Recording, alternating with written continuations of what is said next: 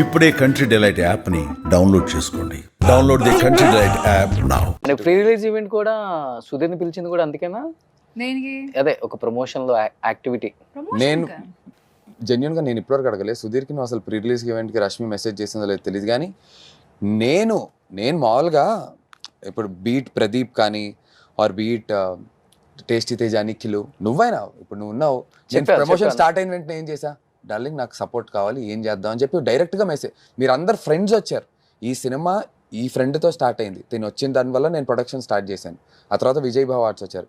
ఈ సినిమా రిలీజ్కి వచ్చినప్పుడు కూడా ప్రమోషన్స్ నేను ఫ్రెండ్తో స్టార్ట్ చేశా. రోషన్కి ఫస్ట్ మెసేజ్ పెట్టా, బాబు నాకు ఇది కావాలి సపోర్ట్ అంటే వచ్చాడు. అలానే ప్రదీప్ వచ్చాడు. ప్రదీప్ పొద్దున్న 4 వరకు షూటింగ్ కట్ చేస్తే 7 o'clock వచ్చి నాకు ఇంటర్వ్యూ చేయాలంటే ఎన్నో సంవత్సరాలు అయింది ప్రదీప్ సినిమాలు ఇంటర్వ్యూలు చేసి. సో ప్రదీప్ చేస్తే నాకు తెలిసి ఎలాంటి ఒక హెల్ప్ అవుతుంది సినిమాకని.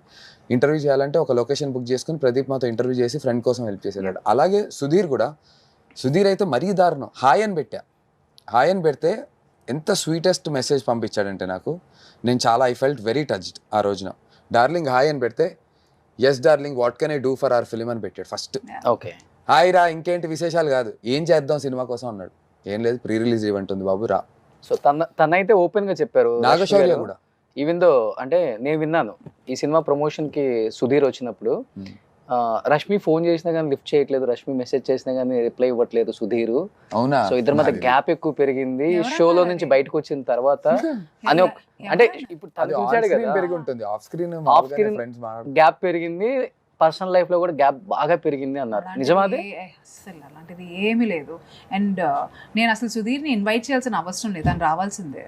So there is no such thing as అదే నేను ఎందుకు మెసేజ్ పెట్టాలి, he has to come and he will come అంతే.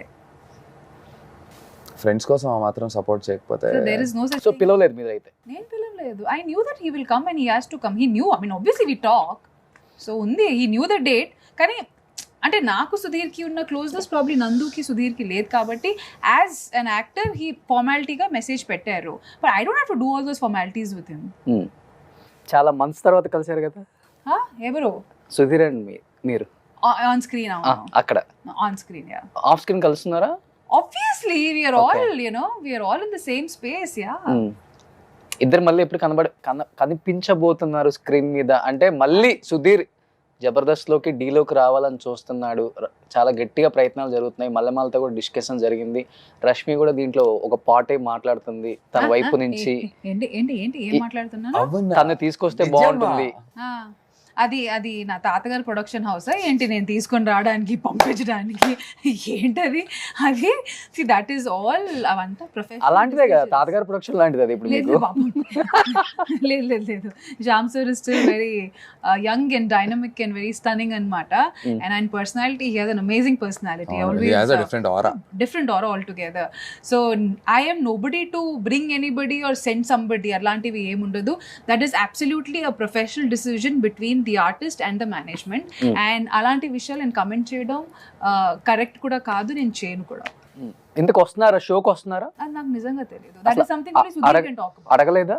ఎవరు? మీరు అడగలేదా? నేను అడుగుంటాను, నాకు కొన్ని విషయాలు తెలిసి ఉంటే, కానీ I'm not in the position or place to talk about his decisions or the management's decision. అంటే బిఫోర్ ఒక టాక్ ఉంది సుధీర్ రష్మి కలిస్తేనే రేటింగ్ వస్తుంది షోకి అనేది.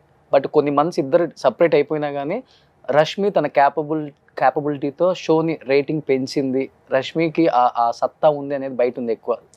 రష్మికి ఒక స్ట్రెంగ్త్ అయితే నేను చెప్పగలను, ఇర్రెస్పెక్టివ్ ఆఫ్ ఈ పేరింగ్ అప్ ఇవన్నీ అదే యాడ్ ఆన్ అవుతుంది, చూడ్డానికి మనం కూడా ఇష్టపడతాం యాజ్ ఆడియన్స్గా. కానీ తను శ్రీదేవి డ్రామా కంపెనీ అనేటువంటి show, it's top rated show. రూరల్స్లో విపరీతంగా చూస్తారు, అది కూడా ఒక 2 గంటల టెలికాస్ట్ ఉంది, 2 గంటలు టెలికాస్ట్ అవుతుంది, అది రేటింగ్లు అదిరిపోతుంటాయి. And she's handling it all by herself. ఎవరికి వాళ్ళు ఇండివిజువల్గా స్టార్డమ్ ఉన్నప్పటికీ పేర్డప్గా చూస్తే మనకు ఆనందంగా ఉంటుంది. డజంట్ మీన్ ఇండివిజువల్గా వాళ్ళు పుల్ ఆఫ్ చేయలేరు అని కాదు అని అయితే ప్రూవ్ అయింది.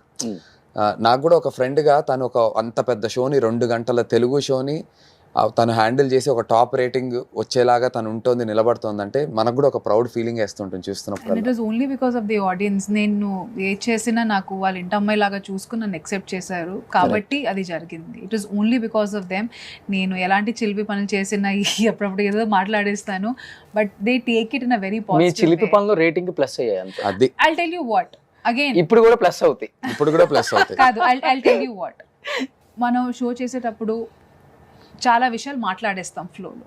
It is also my productions house responsibility. వాళ్ళు నాకు మంచిగా ప్యాకేజ్ చేసి, నీట్గా ప్యాకేజ్ చేసి నన్ను చూపిస్తున్నారు కాబట్టి అది వర్కౌట్ అవుతుంది. So the complete credit goes to the production house Mallemala. నన్ను చూపించే విధానం కూడా కరెక్ట్గా ఉండాలి. ఇప్పుడు ఫ్లోలో కొన్నిసార్లు నోరు జారి ఏదో చెప్పేస్తాం, అన్నీ చూపించేస్తే అది వేరే రకంగా వెళ్తుంది. So they have also showed a lot of responsibility when it comes to presenting me. So I have to give them 100% credit for that. ఆ ప్యాకేజింగ్, ఆ ప్రెజెంటేషన్ అనేది నేను వాళ్ళ మీద పెట్టేదే నమ్మకం. వాళ్ళు ఇప్పటి వరకు they been very very good about it.